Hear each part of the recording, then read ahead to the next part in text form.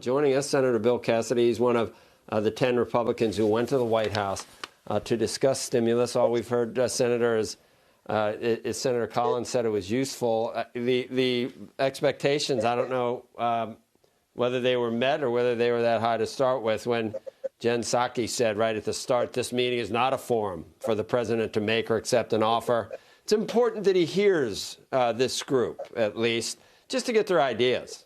He's open to making the package stronger. Is that really what you think this was, just to make it look good? Are any of these things, are we moving any closer to a bipartisan agreement, Senator? So, Joe, how to put this? You always got to start someplace. Yes, it was a forum to exchange ideas. It was also a forum to commit to where, wait a second, if we disagree, maybe we can resolve our disagreement by looking at each other's facts, which should be common. And if we agree upon the facts, then maybe that may bring us to an agreement on the overall number. You got to start someplace.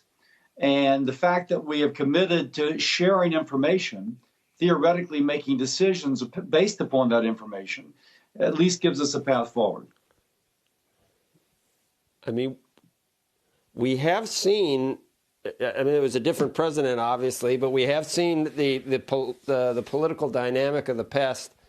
I don't know how far you want to go. I was going to say 4 years, but you can go back much further than that.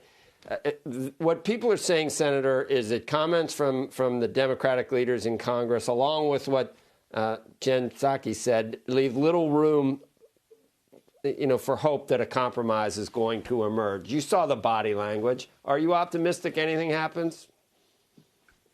I'm optimistic.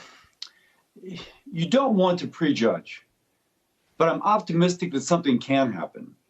We've had 5 COVID relief packages with a Republican-led Senate and a Republican president. All 5 have been bipartisan. Now, let that sink in. Everybody's saying this cannot be, and yet we've had 5 that have, and they've been very effective.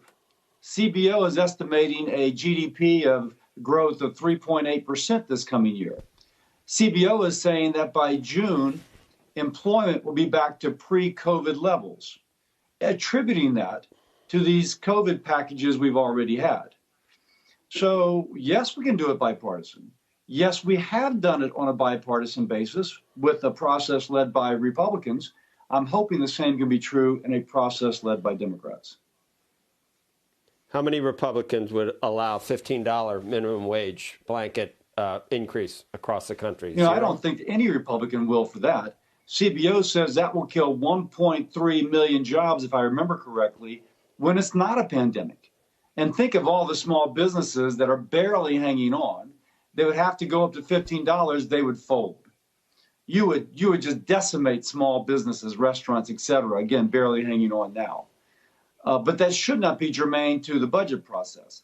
I think you'd have to destroy the budget reconciliation process to slip that in there.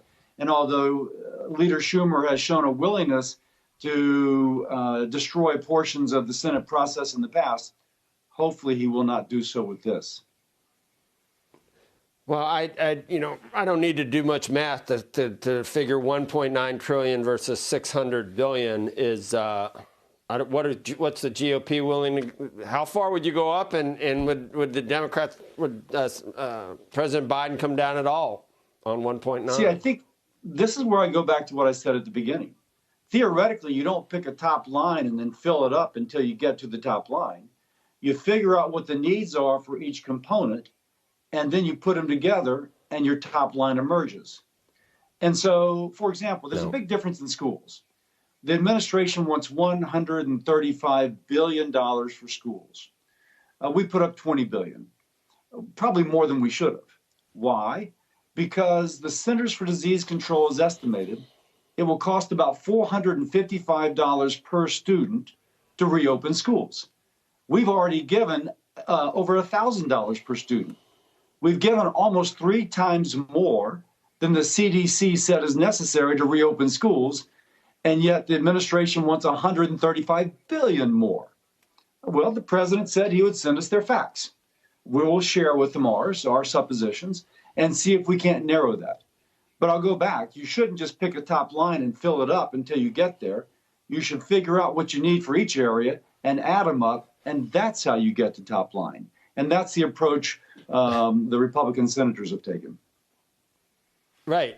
But the language you're using, that's not how you should do it. You should do it this way. It's the way they did it. It's done. They're at 1.9. That's just the facts of the matter, Senator, and they may not budge off that. They may not budge off that, but we can't let the kind of existential anxiety about what might happen keep us from acting today.